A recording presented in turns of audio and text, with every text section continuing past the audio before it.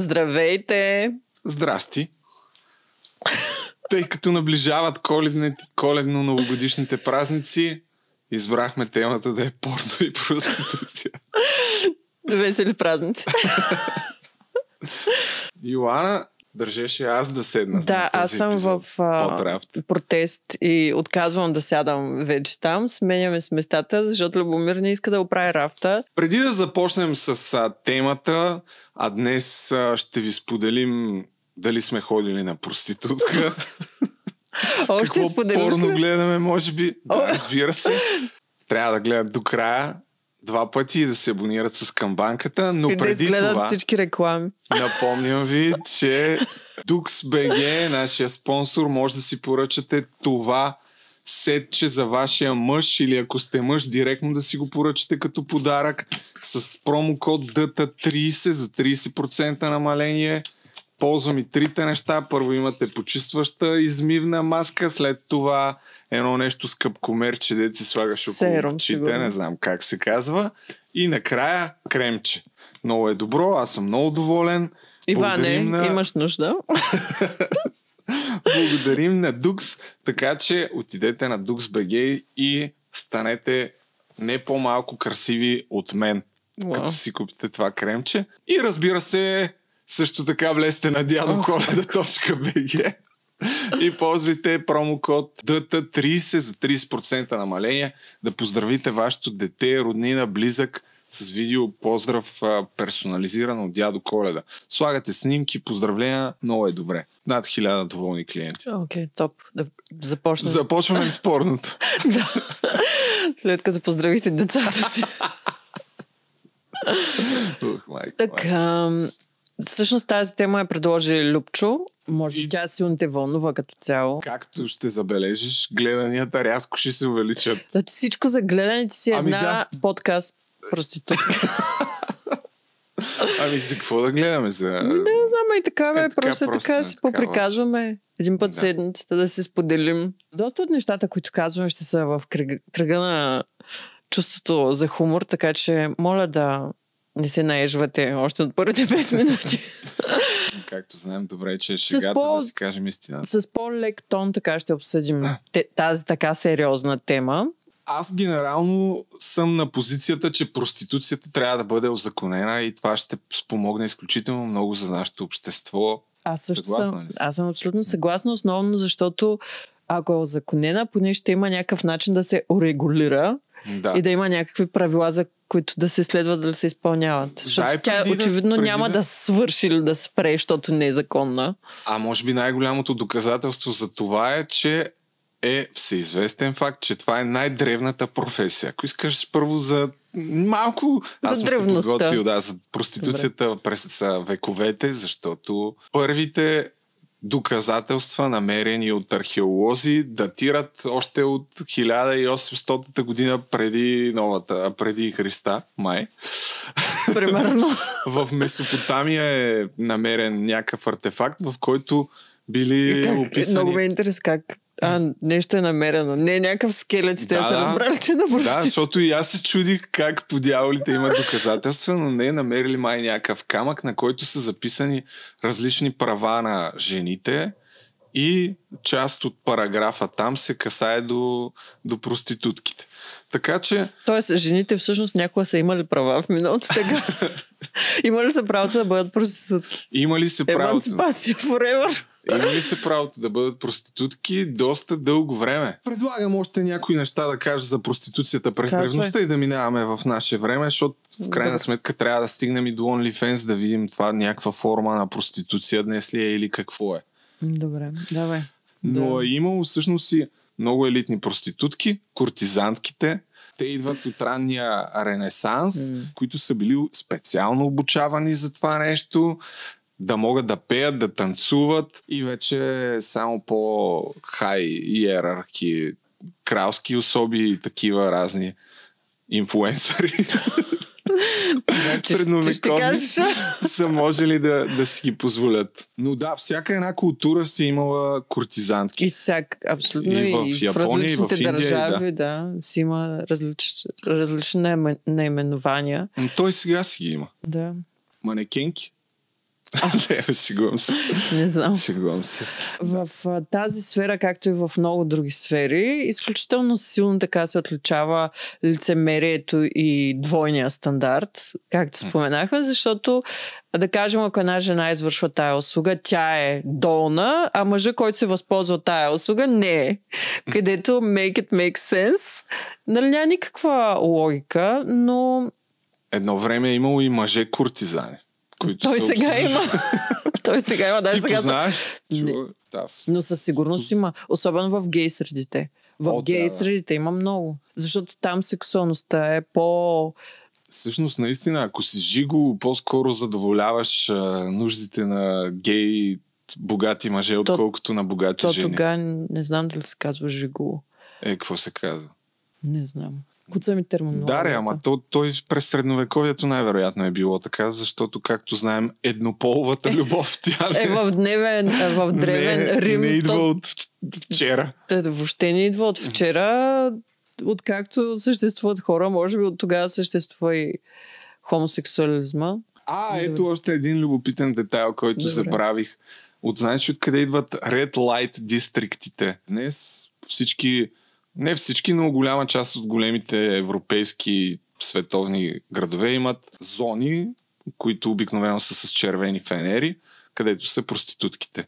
Това някъде около 17 век се появило, защото тогава жените, проститутки, обикновено са били с много ниска хигиена и е трябвало... Тогава всички са били с много ниска хигиена. Но те са били... При тях е било много по-сериозно положението и като идват много мъже, още по-трудно, нали, да се поддържаш. И за да прикрият всички тези лоши хигиенни навици, са използвали червени фенери, защото светлината по този начин прикривала недостатъците им. И в началото са ги носили вечер, когато няма светлини. След това започнали да ги слагат отвън и тъй като в крайна сметка са били обособени в определени райони, оттам вече Red Light District идва цялата работа. И стигаме до днес. Дай за днес да говорим защо според теб е по-добре, защото и ти си на тая позиция, да бъде легализирана проституцията.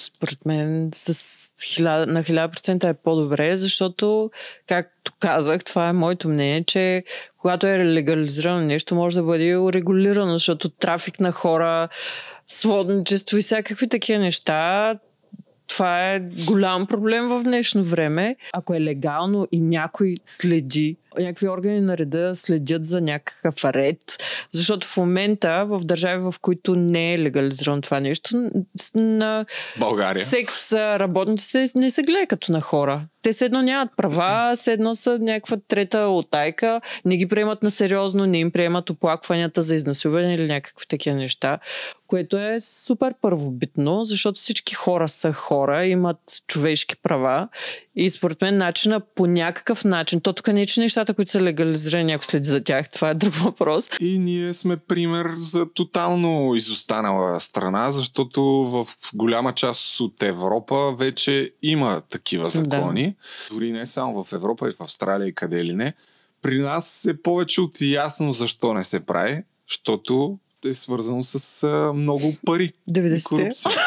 90-те са намесени много по категоричен начин. Познах. Това е част от причината да предложа тая тема. България и до днес се свързва на Запад с трафик на Знаеш, хора. Като съм казвала, че съм от Белгия, някакви мъже долу в коментари.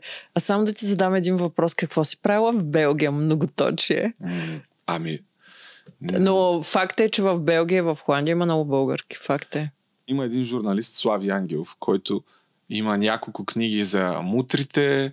Дори преди 2 години го бяха пребили брутално на пътя. След това мисля, че хванаха бандитите, но той работи като криминален репортер още от 90-те. Има един документален филм 8 години робство, в който разказва историята на една жена, която 8 години е била робиня буквално в Амстердам. Като проститутка. Настръхнах. конкретно нейната история може да го видите филма. 5 лева мисля, че се плаща за 3 документални филма има. Сводника от България я намира, в крайна сметка я убеждава да отиде за малко да проституира в Италия, тъй като е била затънала тук в дългове, тя се съгласява в името на това да се жертва. Представя си го по един начин, че просто отива за 1-2 месеца, изкарва парите да си върне заемите и се връща. Само че отива в Амстердам, не в Италия. След това сводника и казва: дай си паспорта, аз ще ти държа парите. Той прибира всички документи, настанява я в една квартира и буквално от втория ден и казва: отиваш да работиш от сутрин до вечер. В продължение на 8 години е работила без почивка и са минавали около 15-20 души на ден. 8 години. Ти можеш да си представиш това нещо. Била е пребивана всеки ден, обяснявано и е как съвсем скоро ще си получи парите, съвсем скоро ще си получи парите, съвсем скоро ще си получи парите и още на първия месец се изкарала всички борчове, които да си върне и е мислила да се прибере, но просто не се е пуснали. И в крайна сметка след 8 години подава сигнал в полицията, супер бързо го хваща този човек и разследването установява, че е изкарала няколко милиона лева. Само тя. Прави сметка колко пари правят на гърба на човешките съдби. Има абсолютно всякакви уроди, за съжаление. И сега много често мисля, че това нещо се случва и при малцинствата. С момичета, които са от малцинства, по-бедни семейства, липса на баща, това също е фактор, по-лесно манипулативни. И като го умножиш това по няколко хиляди, вече сумите, които се печелят от проституция, стават наистина огромни. Обаче винаги обществото е негативно настроено. Проститутка. Значи никой не минава отвъд това. Какво се е случило? Как се е случило? Той човек там, как е попаднал там. Никой не напада... толкова е лицемерно. Никой не напада мъжете, които са около той е човек. Ами жената е, тя е, вижте каква е. И до там толкова е плитко това разсъждение. Въпросът е, че защо е свързано с 90-те години, тъй като властите и полицията са замесени в цялата работа и това е една от причините да не бъде легализирана проституцията, просто защото става въпрос за огромни пари.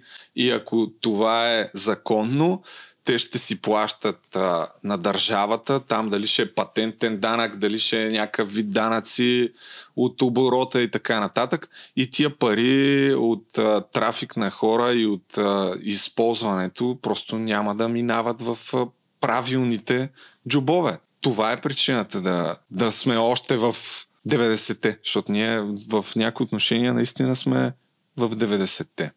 Поради тази причина аз съм за OnlyFans, където могат хората, момичетата, които искат да изкарат пари по този начин, да ги изкарат за себе си. Ако твоята сексуалност ти искаш да я използваш по този начин и тя да бенефитва тебе, вместо някакъв лохман, някой тихомир от Люлин.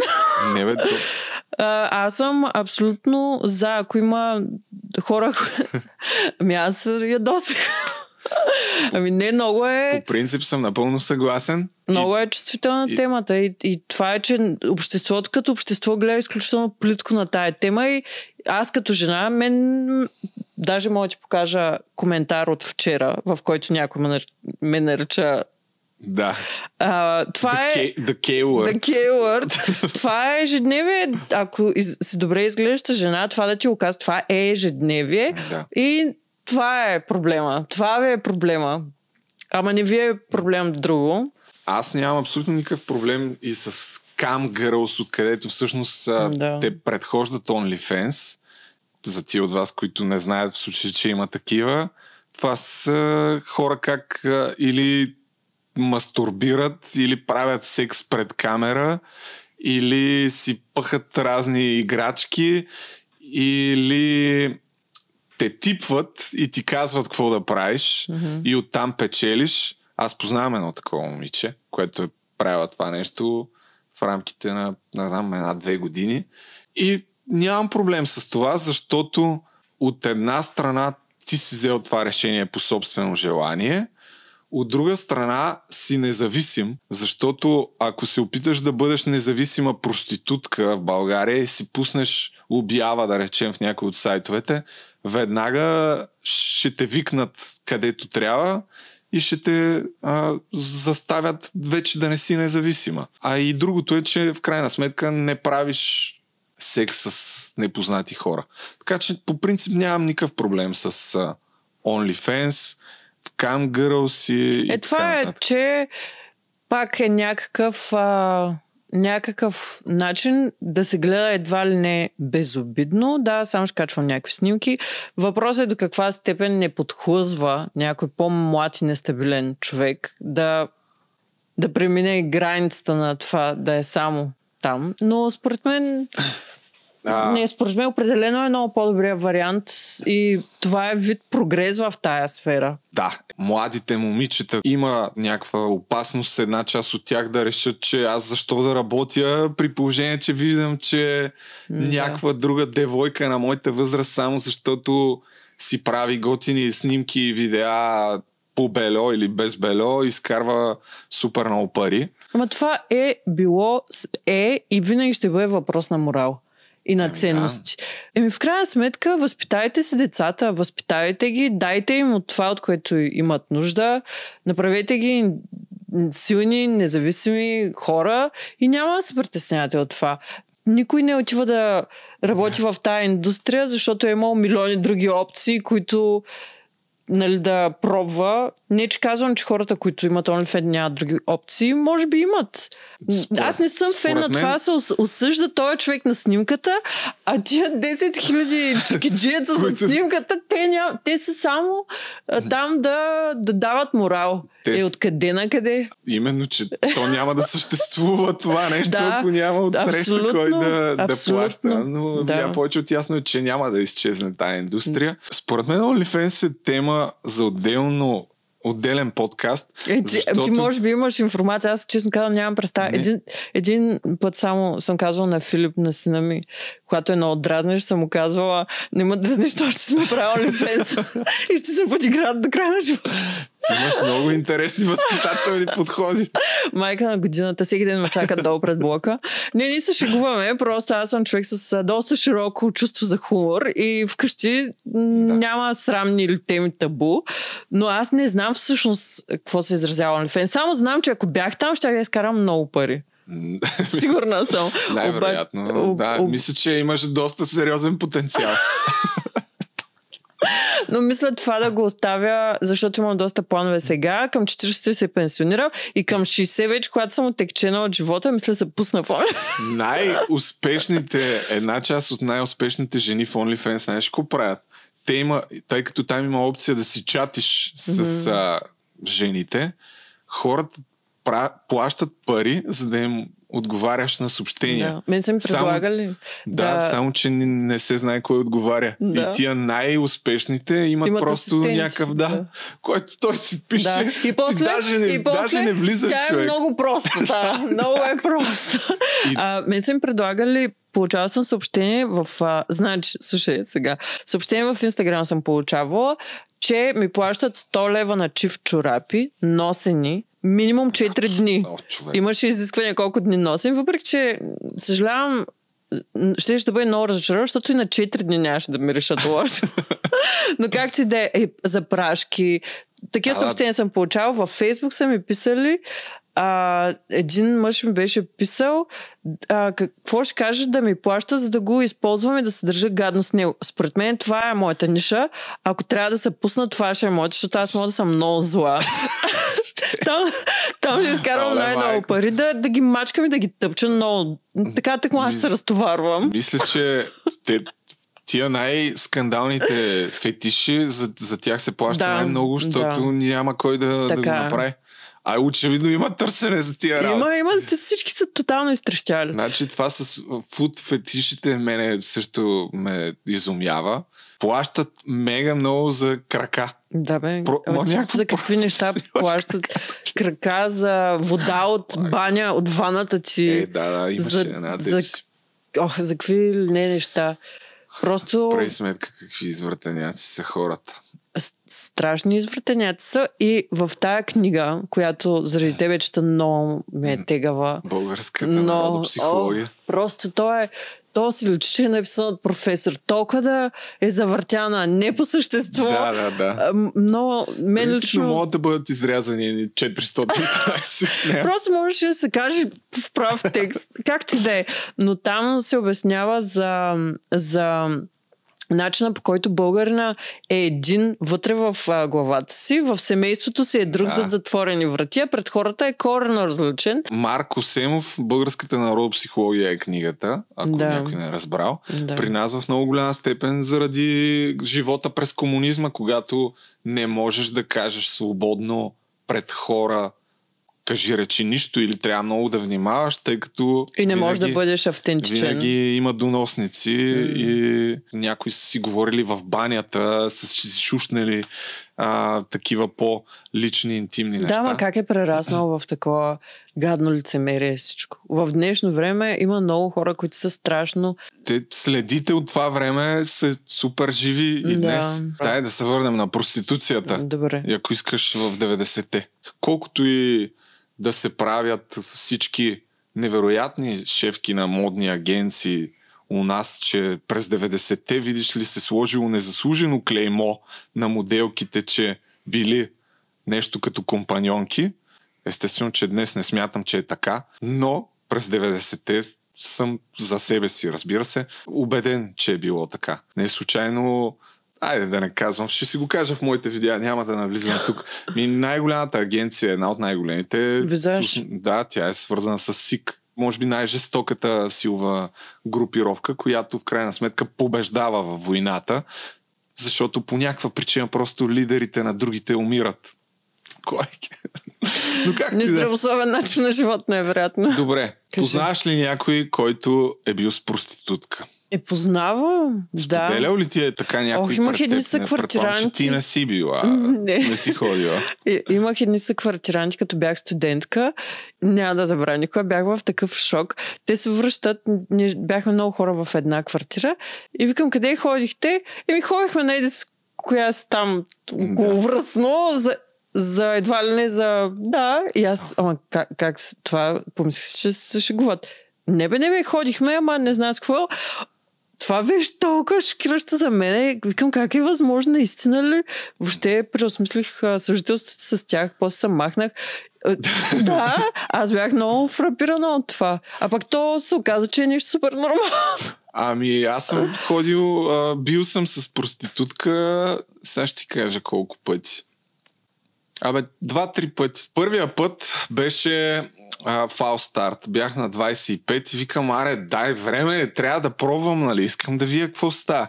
И се обаждам там на някаква обява, гледаш някакви снимки от страхотните сайтове в България и идва едно момиче в квартирата и аз, като я видях, викам, фак. Влез, нали? Все пак. Не ти хареса ли? Да, и през цялото време такъв седи към как да стане човек. Тя няма нищо още с снимки. И тя по едно време само явно опитна момичето. Ако искаш, може да си ходя, само трябва да ми дадеш 20 лева за транспорт. И аз викам, добре,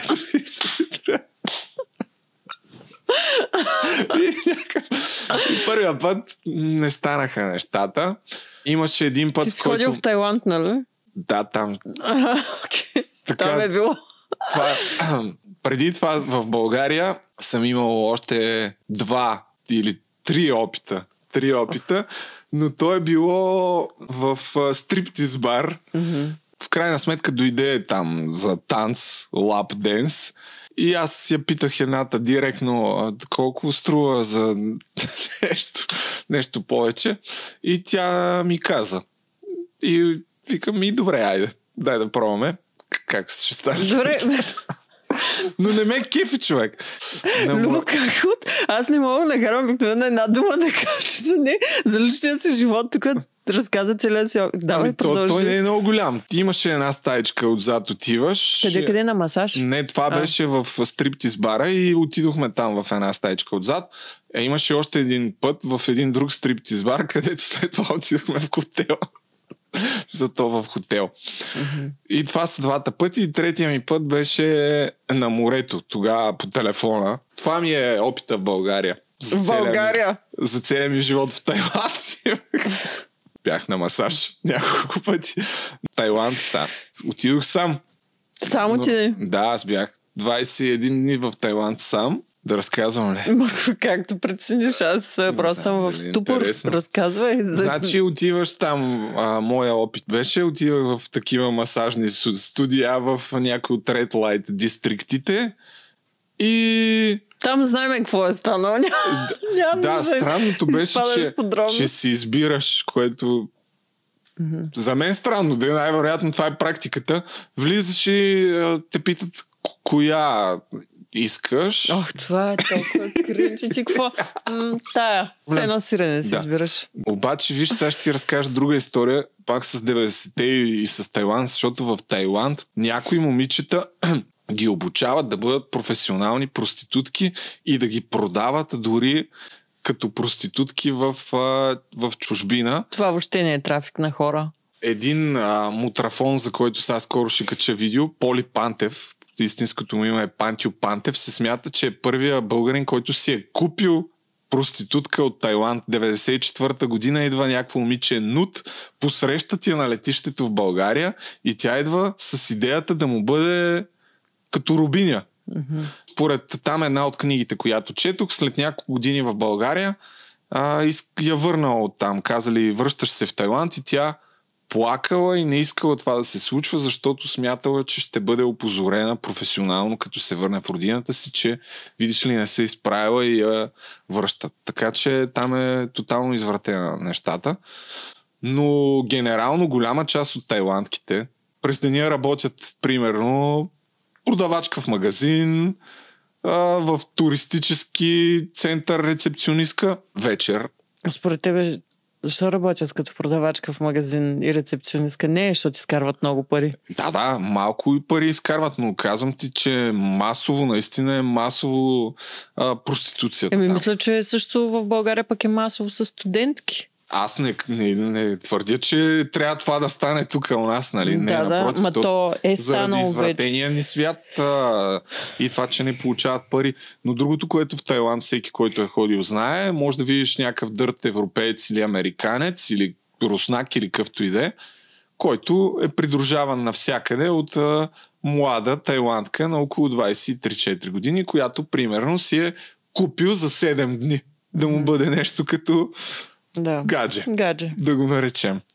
След като споделих скромния ми опит, друга важен детайл, защо по мое мнение проституцията не е легализирана, е, че се ползва за изнудване. Особено сред висши държавници и хора с власт. Това е един от доказаните механизми, пак от векове наред, може би, за упражняване на контрол с сексуални компромати. Те в България по принцип са толкова безкруполни, че даже притеснява ли ги това? Според мен пък точно така се държат един друг. Не знам. Аз мисля, че основно с сексуални компромати. Всякакви граници на нормалното са преминати, така или иначе, и според мен хората те не се бунтуват срещу масовата простотия и глупости, които се случват. Не знам дали въобще им пука да се направят труда да пазят добро име. Не знам, наистина не знам. Ти знаеш повече на тая тема. Той извън България има такива тайни общества. Имаше един... Той Джефри Епстин стана ясно за този милиардер, който беше самоубит в... Запозната ли си до някъде? Да. Беше самоубит в затвора, милиардер, свързан с изключително много проститутки малолетни. Имаше остров, на който голяма част от посетителите му са ходили за тайни празненства. Лолита Експрес е неговия частен самолет, на който Бил Клинтън 27 пъти доказано се е возил с него и е пътувал. И още много от най-влиятелните хора в света са свързани с такова нещо, и една от спекулациите, която имаше около неговото име, е, че освен, че им е предлагал възможност да получат нестандартни сексуални услуги, е записвал и компромати срещу тях и така по някакъв начин е упражнял своето влияние и в крайна сметка за това го убиха, защото просто знае прекалено много. Те, ако са били твърде нестандартни записите, тогава определено разбирам как му се ползват като компромати. Имаше, това не е точно по темата, в Белгия имаше един политик, сега сигурно пак няма да е точно така станало, нещо такова беше, защото беше преди много години, който това не е точно с проституция свързано, но политик, който се обявява против гей брака, изключително агресивно против гей взаимоотношенията и го бяха фанали на кълъп в някаква оргия, гей оргия и го хваща, деца вика под дупето. Много лошо беше. Той в България доби публичност. Проституцията с мъже също е много. Но тя действително е за тия хора, които имат много сериозна власт, защото една, може би сериозна част от тях са си прикрити гейове. И това пак е свързано с компроматите и начина, по който ги контролира задкулисието. Те постоянно излизат скандали в църкви, свещеници, които си вземат. То е просто скандално. Скандално е. В българската мафия също има такъв гей елемент, според слуховете, разбира се. Естествено, в моите видеа ще разкрия повече. Но един от генералите, който се счита за създател на силовите групировки и един от големите силови босове, който е жив и днес, според уисълблоуъри, един от които беше убит, са имали сексуални отношения. И това е една от причините той да бъде фаворизиран и да е на върха и днес. Но разбира се, подробности в моя YouTube канал ще разкажа. Ако искаш, стига толкова за проституцията. Добре, за порното. Ти гледаш ли порно? Нямам време да ти кажа да гледам порно. Но съм гледала съм, но не е като някаква практика, със сигурност. По-скоро не мога да кажа, че активно гледам порно. По-скоро мога да кажа, че съм гледала. Знам за какво става въпрос. Знае как се гледа пасивно порно. Не бе смисъл, че гледаш ли порно един вид петък вечер не си пускам. Въпросът е, че някога съм гледала, да. Добре, имаме го за TikTok вече, така че всичко е точно. Добре. Спомням си първия път, когато съм гледала порно. Е така ли? Да, защото съм травматизирана. Бяхме на гости на една приятелка, бяхме много деца. Бях на гости на тая моя приятелка, имаше по-големи момичета там. И те пуснаха порно посред бял ден, не знам тогава касетки или какво са имали, защото то беше много отдавна, да кажем преди над 25 години е било. И си спомням, че не знаех какво се случва, какво е това. Гледах ги питах защо са го пуснали, какво е. И те не се смееха на нас, дето бяхме по-малките. Много забавно. Било е много забавно, да. Голям кеф, да. И това беше първият път, когато съм виждала порно. Аз си спомням първия път, в който то не беше порно, но разбрах долу-горе за какво става въпрос. И то беше от книга. В детската ни стая имахме там някакви книги и някъде в купчината с книги имаше две тънки книги за сексуалното образование, в които имаше илюстрации. И нашите по някаква причина явно са ги забравили нещо. И аз един ден какво ровя и отварям и разлиствам и си спомням много ясно как би се разтупа сърцето, някакво дигна ми се адреналина, почнах да имам едно такова усещане, моля, какво е това, какво става? Мисля, че там за пръв път видях голо тяло, колкото и да беше нарисувано. В учебника по биология. Не, то си беше някаква така книжка, дето мъж, жена, държаха се за ръце. Не си спомням конкретно, но имаше там гърди, чисто голи тела и се обясняха някакви работи и в началото гледах за кратко и я прибрах. И след това Президент. А ние бяхме... Президент дебнах да отворя да видя какво става. Като бяхме също така малки, на село бяхме намерили на баба ми и дядо ми касетки. Еротични. Не порно, но еротика. Имаха... Лични техни. Не! Не! Имаха в...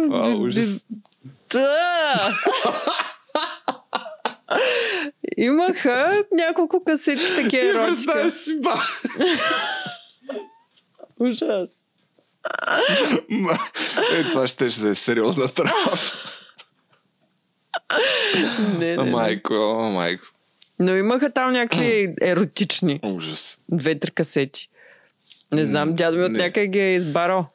Порно индустрията също... Там, според мен, прогресират също нещата, да стават по-добри условията за хората, които снимат тия видеа, по-легално и по-канал. В смисъл да е по-човешко някакси, защото преди години там е било мазало, но сега... Да ти кажа, сами изплува някакъв такъв спомен, без да съм много сигурен дали е така, за точно обратното. Че сега е по-зле ли? Че едва ли навсякъде, но има може би голяма част от тружениците там също са експлоатирани зверски. С много човеко часове работа. Имам някакъв такъв спомен, някъде бях чул такава история. Обаче къде има някакъв много тънък момент? Аз съм абсолютно за легализиране всякакъв такъв тип неща.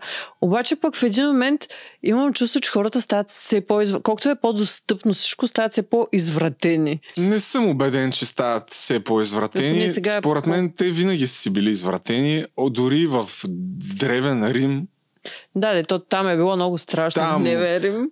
Мъже, жени, кучета, вълци, всякакви работи най-вероятно са се случвали. Там много инцест, също много между братя, сестри, майки, бащи. Там много се умешали. За спартанците май се говореше защо са били толкова добри войни. Защото са спали помежду си. И едно е да браниш и да се биеш рамо до рамо с някой воен, друго е с човек, който ти е като любовник. Тоест мъжката любов е била супер разпространена из армията там. И за Александър Македонски също мисля, че се знае, че е бил бисексуален най-малкото. Така че... Ти имаш ли някакви бисексуални наклонности? Не.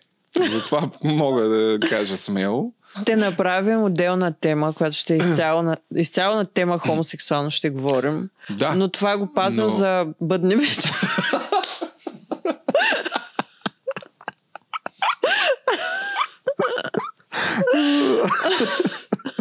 Дай ти задам още един въпрос, който може да ползваме за TikTok. Задай. Казват, че всяка жена има цена. Ти срещу какви пари би спала с някой? Човек, мен за реклама не мога ми платят дори ти. Това вече толкова next level. Никога човек не може да каже никога, защото гледах един филм, в който във филма имаш, майто беше някакъв турски или индийски, не мога да се сетя, или някакъв отказ. Слушай, и там жената беше поставена в позиция, в която детето й беше болно и трябваше да има някаква операция, за която тя нямаше пари, за да спаси живота на детето си, трябваше да там. И после това със сигурност беше някакъв сериал. Ако съм поставена в такава ситуация, окото ми няма да мигне.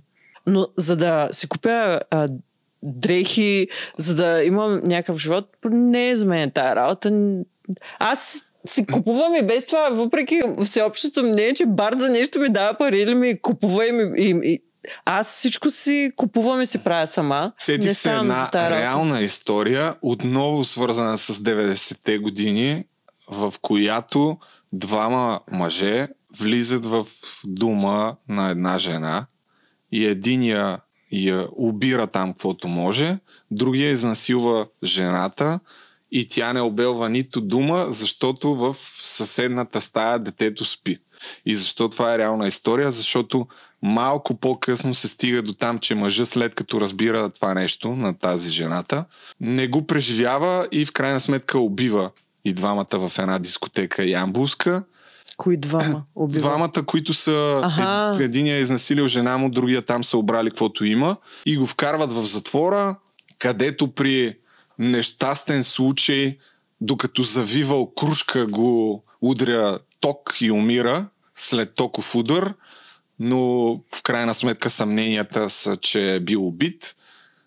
И в последствие жената на вече загиналия човек, която е била изнасилена, в съда официално го заявява това нещо, че се е случило. Така, Ама то, не знаеш, то страшно много жени мълчат и това е свързано с много фактори да се мълчи по тая тема. Това, което казва е точно за да не оплаши детето си, просто го изтърпява. Не, виж една майка, която поставя в ъгъла, когато става въпрос за децата си, ти всичко си способен да направиш, за да ги защитиш или да направиш. Така че много е нали, от удобството на живота, който водим повечето нормални средностатистически хора, всичко е толкова ужас, това как е възможно, аз никога не си попадал, не си живял, не си попадал в ситуации, не знаеш каква е съдбата на този човек, за да нали да си толкова ощипан и морален и какъв ли не. По принцип аз не харесвам такива хора, които ще кажеш, че това не съществува, това какъв срам, какво това са някакви нормални неща, мъжът ти ходи на проститутки и млъкни. В 14 или 15 век са изготвили някакъв документ, ако не бъркам, ама няма как, в който са определили какво е проститутка. И проститутка тогава се смятала само единствено жена, която не отказва на никой секс за пари. Но ако откажеш на някой и ти си ги избираш, тогава не си проститутка. Та въпросът ми е, според теб днес, тъй като смятам, че има такива жени в България, които си избират с кого да спят за пари, но го правят. Те проститутки ли са според теб или куртизантки? Как ги наричаме? Те са една идея по-елитни. Тоест, чакай сега, концепцията каква е, че те си избират с кой? Те си избират вероятно с кой да спят за пари, но спят за пари, според мен ясно съзнавайки, че го правят за пари.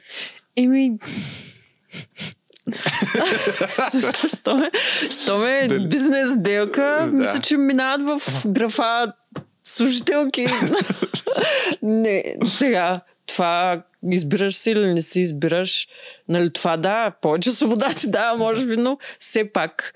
Няма да навлизаме в жълтини такива, но през годините за много българки, които са част от шоу-бизнеса. Аз съм сигурна, че за абсолютно всяка една красива българка има такъв слух. Аз съм сигурна, че, нали така, как вчера ме коментираха, че съм без значение. Просто това е комплексиране. Някои от тях не са само слухове. 100%, но това, че се пуска някакъв слух, то се пуска за абсолютно всяка жена, която е атрактивна и се е подала носа от тях. Това е просто защото има изключително много мижави, комплексирани мъжленца, те не са мъже, те са някакви пужаци там, които си го съчиняват, защото никой не може да бъдат с такава жена. И искат по някакъв начин да я дръпнат надолу, за да се чувстват те по-велики. Така че сега сигурно някои са го правили. Даже съм склонна да вярвам за някои, че са го правили. Има ли още нещо, което да обсъдим? След като разбрахме, че отново вместо да си хвърляме прах в очите и да се озлобяваме и да хейтим служителите, нека да погледнем към всъщност хората, които движат тези индустрии, които не са момичета с силикон тесни роклички, ами са мъже в костюми. И нека да бъдем реалисти и малко повече да не сме толкова плитки. Да, и да си дадем сметка, че всъщност обърната е наопаки. И в крайна сметка причината да не се узаконява това нещо е, че някой някъде на високи етажи И също така да кажа, ако искате да има по-малко проституция, не изоставяйте дъщерите си, към мъжете се обръща, защото много мъже просто излизат от живота на децата си, дъщерите си, синовете си. И към всички нас да възпитаваме децата си, просто да имат самочувствие, морал, ценностна система и да им даваме някакви възможности, за да не изпадат в такива ситуации, в които лесно да бъдат манипулирани. Това е. Не да сочим пръсти. Нали има една поговорка, един пръст ако сочен към тебе, 3 сочат към мене. Това да си напомняте. А как да възпитаме? Аз съм ядосан днес, на всички ви се скарах. Съжалявам. Просто... Как да възпитаме децата в добър морал, ако по някакъв начин не ви слушат, заплашвайте ги, че ще си направите OnlyFans и ще ги подиграват цял живот. За да може да им е травма и да не искат и да не искат да чуят. Да. Ами предлагам да чуем Блица. Айде да го чуем. Правил ли си секс за пари? Да. Не. Би ли си направил OnlyFans? Няма да дам достатъчно стойност, иначе бих... На 60, когато съм отекчена от всичко друго, бих се направила OnlyFans. Абонирайте се сега за... Не Милф, ами Гилф. Гилф. Ще бъда Гилф тук. Имаш ли фетиши? Имам някакви, ама не са кой знае колко скандални. Ами имам, да. В рамките на нормалното са. То всички така казват.